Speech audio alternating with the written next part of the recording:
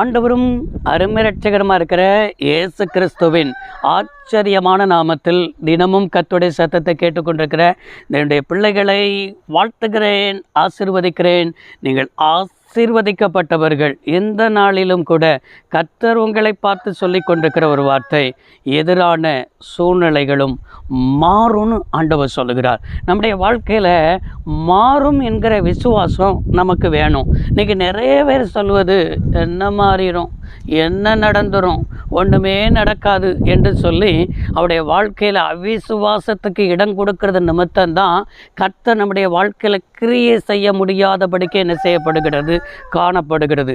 மாறும், மாற்றப்படும் என்கிற நம்பிக்கை நமக்கு வேணும்.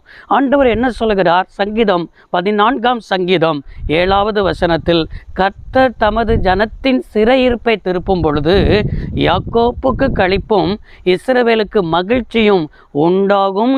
ஆண்டவர் என்ன செய்திருக்கிறார்? சங்கீதக்காரன் மூலமாக ஆண்டவர் திருவளம் பற்றி எழுதி வைத்திருக்கிறார். எனக்கு அருமையான கர்த்தருடைய பிள்ளைகளே, இங்கே சங்கீதக்காரன் என்ன சொல்லுகிறார்? நன்றாய் கவனித்தீர்களா?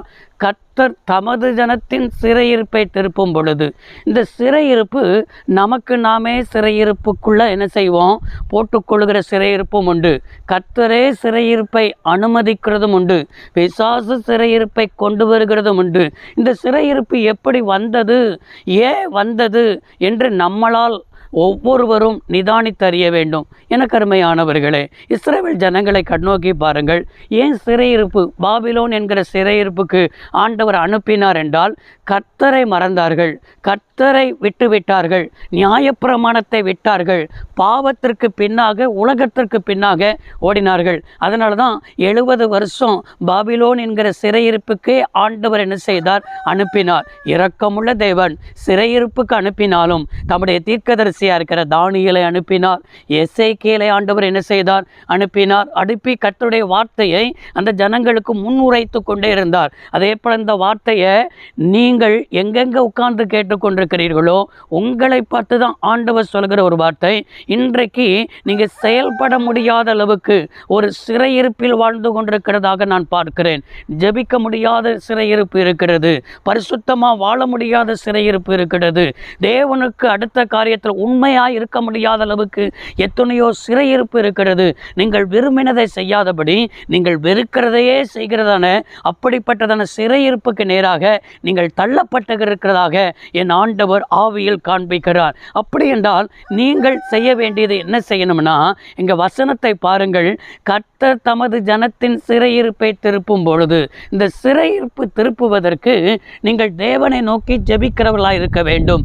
தேவனிடத்தில் உண்மையான ஒரு மனம் திரும்புதலை தேவன் என்ன செய்கிறார்? எதிர்பார்க்கிறார். எந்தெந்த காரியத்தில் தவறு இருக்கிறீர்களோ, எந்தெந்த காரியங்கள் தேவனுக்கு பிடிக்காத காரியங்கள் இருக்கிறதோ எல்லாவற்றை விட்டுவிட்டு கர்த்தரிடத்தில் ஓடி வரும் பொழுது நீங்கள் நன்றாய் விளங்கிக் கொள்ளணும். இந்த பூமியில் எல்லாமே நிரந்தரமானது கிடையாது. இன்னைக்கு இந்த சிறையிருப்பில் இருக்கிறீங்களா? கர்த்தர் தமது ஜனத்தின் சிறையிருப்பை திருப்பும் பொழுது யாக்கோப்புக்கு களிப்பும் இஸ்ரவேலுக்கு மகிழ்ச்சியும். அப்படின்னா நீங்கள் மகிழ்ச்சியும் இல்லை, சந்தோஷமும் இல்லை, மேன்மையும் இல்லை, ஒரு வெறுப்பே வாழ்க்கையில் இருக்கிறதுண்டா. இந்த சிறையிருப்பு மாறிச்சுன்னா களிப்பு வரும். சிறையிருப்பு மாறும் பொழுது மகிழ்ச்சி என்ன செய்யும்? உண்டாகும்னு சொல்லியிருக்கிறாரு. அப்போனா அந்த பூமியில் நிரந்தரமானது ஒன்றுமே இல்லை. அப்படின்னா எப்படி ஒரு கோடை காலம் வந்ததுன்னா அதுக்கடுத்து ஒரு வசந்த காலம் வருகிறதோ, அதே போல் பகலென்று இருந்தால் ஒரு இரவென்று இருக்கிறதோ, எல்லாமே மாறி மாறி தான் சம்பவிக்கிறது. அதே போல் இந்த சிறையிருப்பு மாறும்னு ஆண்டவர் சொல்லுகிறார். இந்த போராட்டம் மாறும்னு ஆண்டவர் சொல்லுகிறார். இந்த சூழ்நிலை மாறும்னு ஆண்டவர் சொல்லுகிறார். இந்த கடன் சுமை மாறும்னு ஆண்டவர் சொல்லுகிறார். இந்த வியாதி மாறும்னு ஆண்டவர் சொல்லுகிறார். மாறும் என்கிற விசுவாசத்தோடு இருங்கள். சூழ்நிலைகள் மாறும், களிப்பு உண்டாகும், மகிழ்ச்சி உண்டாகும். சோர்ந்து போகாமல் இருங்கள். கர்த்தர் நடத்துவார். ஜெபிப்போம். சர்வ வல்லமையுள்ள தெய்வமே, அருமை தகப்பனே, இன்றைக்கு உடைய பிள்ளைகளுடைய சிறையிருப்பை திருப்பி பிள்ளைகளுக்கு களிப்பும் மகிழ்ச்சியும் இயேசுவின் நாமத்தில் உண்டாகட்டும் என்று ஆசீர்வதிக்கிறேன். அப்படியே செய்வதற்காக நன்றி. இயேசுவின் நாமத்தில் பிதாவே, ஆமென். கர்த்தர் ஆசீர்வதிப்பாராக. God bless you all.